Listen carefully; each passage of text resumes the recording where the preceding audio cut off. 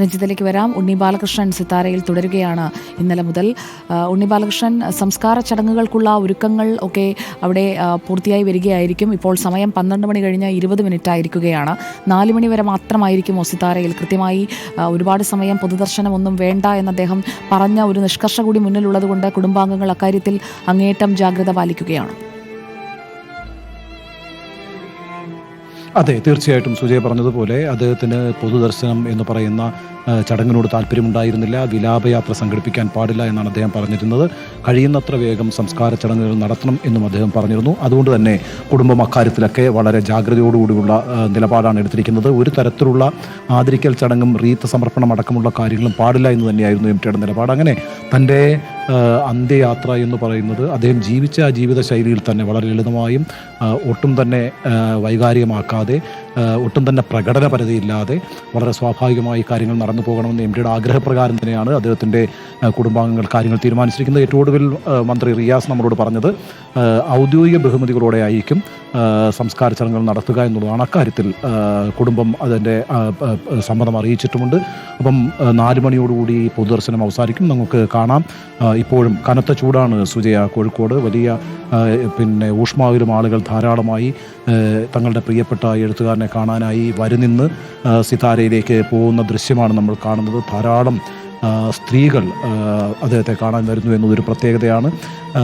ഒരുപക്ഷെ മലയാളത്തിൽ സ്ത്രീകളായ വായനക്കാർക്ക് ഏറ്റവും പ്രിയപ്പെട്ട എഴുത്തുകാരൻ എം.ടി. വാസുദേവൻ നായർ ആയിരിക്കുമെന്ന കാര്യത്തിലൊരു സംശയവും വേണ്ട. കാരണം ആ സ്ത്രീകളുടെ ജീവിതാവസ്ഥകളെ വളരെ വലിയ രീതിയിൽ ആവിഷ്കരിക്കുന്നതിൽ വിജയിച്ചിട്ടുള്ള എഴുത്തുകാരനാണ് എം.ടി. വാസുദേവൻ നായർ. നമുക്കറിയുന്നത് പോലെ കാലമെന്ന നോവലിൽ സേതുവാണ് കേന്ദ്ര കഥാപാത്രമെങ്കിലും അവസാനം സേതുവിനേക്കാളും ഉയരത്തിലേക്ക് എത്തുന്ന സുമിത്ര എന്ന കഥാപാത്രത്തെ നമുക്ക് കാണാൻ കഴിയും.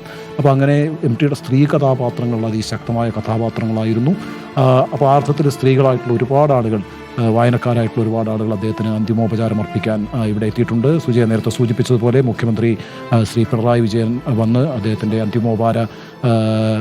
അന്തിമോപചാരം അർപ്പിച്ചു. അതുപോലെ തന്നെ സാംസ്കാരിക രംഗത്തെ, സാമൂഹിക രംഗത്തെ, രാഷ്ട്രീയ രംഗത്തെ പ്രമുഖർ എല്ലാവരും തന്നെ കൊട്ടാരം റോഡിലെ സിതാര വീട്ടിലേക്ക് എത്തിക്കൊണ്ടിരിക്കുകയാണ്. മലയാളത്തിലെ ഇത്രയധികം എല്ലാ മലയാളികളെയും ഒരേപോലെ സ്വാധീനിച്ച മറ്റെഴുത്തുകാരൻ ഉണ്ടാവുമോ ഇനി എന്നുകൂടി സംശയമുണ്ട്. അല്പം മുമ്പ് ശ്രീ എ റഹീം പറഞ്ഞതുപോലെ എങ്ങനെയാണ് കേരളത്തിന് പശ്ചിമഘട്ട മലനിര, അതുപോലെയാണ് മലയാള സാംസ്കാരിക രംഗത്ത് ഒരു കാവലാളായി എം.ടി നിലയെടുത്തത് എന്നുള്ളതാണ്. എം.ടി എല്ലാ തലമുറക്കാരെയും ഒരേപോലെ സ്വാധീനിച്ചു.